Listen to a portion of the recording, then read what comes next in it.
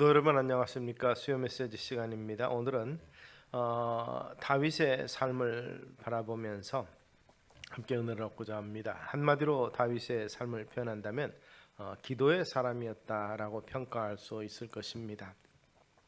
다윗은 이스라엘의 왕으로 부음을 받았지만 그러나 사울이 제외하고 있는 동안에는 하나님이 기름 부어 세우신 왕을 해할 수 없다 그래서 그에게 도전하거나 맞서 싸우지 않았습니다. 오히려 사울의 칼을 피해서 여러 곳으로 동굴로 광야로 숲으로 도망 다녔습니다. 그렇게 하는 동안에 사울에게 핍박받은 많은 사람들이 다윗을 추종했고 그 숫자가 무려 600명에 달하는 사람들을 이렇게 데리고 다니기가 쉽지가 않았었습니다. 사울과 맞설 수 있는 일이 있었지만 그럼에도 불구하고 다윗은 그렇게 하지 않았고 그때 하나님의 돌보심이 있었습니다. 그래서 사울의 공격을 받을 만한 때쯤 되면 블레셋이 공교롭게도 사울을 공격해서 피할 수 있었고 또 실제로 전투에 하면은 다윗이 지지 않을 또 이길 수 있는 그러한 일들이 많이 있었는데도 불구하고 다윗이 이것을 피했습니다. 또 한편으로 사울은 다윗을 잡으려고 따라다니고 쫓아다니는 동안에 블레셋 사람들이 이스라엘 땅을 조금씩 침략하고 이스라엘 백성들을 괴롭히고 있었습니다. 그런데도 사울은 블레셋을 몰아내는 일보다 다윗을 잡고자 하는 일에 더 몰두했었습니다. 유다 지역이 많은 순환을 당했습니다. 그는 다윗의 지파 사람들입니다. 블레셋이 유다 지역을 공격하면 아예 방어도 지원도 해주지 않았었습니다. 다윗의 편을 들은 자들이니까 다 망해 죽어라 하는 이런 의미가 있었던 것 같습니다. 당시 블레셋 접경에 그일라라는 그 유다 지파에 속한 마을이 있었는데 블레셋이 추수기에 이 말로 쳐들어와서 창고에 저장된 곡식들을 탈취하여 갔습니다. 이때 다윗은 자신의 위험을 무릅쓰고 그들을 구해 주려고 했는데 부하들에게 의견을 제시하니까 추종자들이 급구 만류합니다. 우리 신세도 딱한데 그 사람들을 돌볼 여유가 있습니까? 이렇게 했지만 그러나 다윗은 제사장 아비아달로 하여금 에봇의 신탕 우림과 둠밈으로 하나님의 의사를 물었습니다. 그러자 하나님께서 두 번이나 다윗에게 응답해 주심으로 즉시 군사들을 이끌고 그일라 백성을 구해내라는 말씀을 하셨습니다. 결국 다윗은 그 군대를 이끌고 그일라로 진군해서 블레셋인들을 다 몰아내고 빼앗긴 곡식을 되찾았는데 다윗이 그일라를 구했다는 소식을 듣고 사울은 군사를 이끌고 그일라를 치고자 했습니다. 이번에도 다윗은 그 에봇을 통해서 하나님의 뜻을 물었습니다.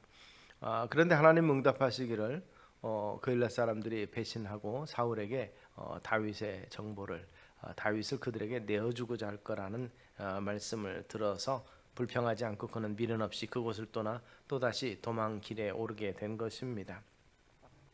그일라 백성들은 은혜를 원수로 갚으려 했지만 그들도 나름대로 사정은 있었습니다. 옛날에 이 아히멜렉 제사장을 비롯해서 높 사람들이 다윗을 돕다가 처참하게 이 사울에게 학살당한 일이 있었습니다.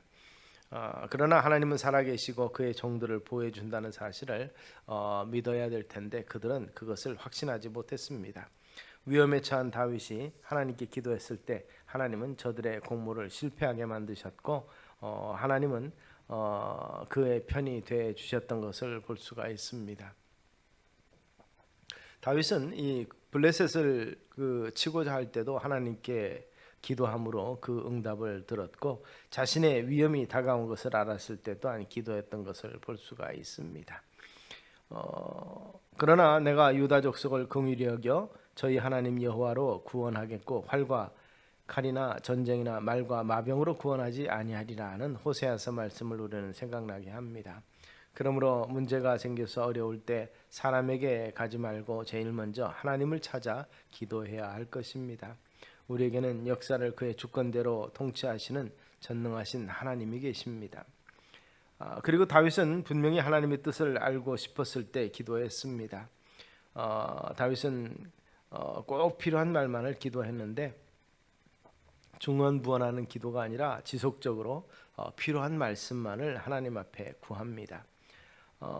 다윗은 또한 한 번만 기도한 것이 아니라 반복적으로 기도했는데 우리 주님도 감람산에서 같은 내용의 기도, 나의 원대로 마옵시고 아버지의 뜻대로 없어서를 3번이나 반복하셨던 것을 우리는 기억해야 될 것입니다.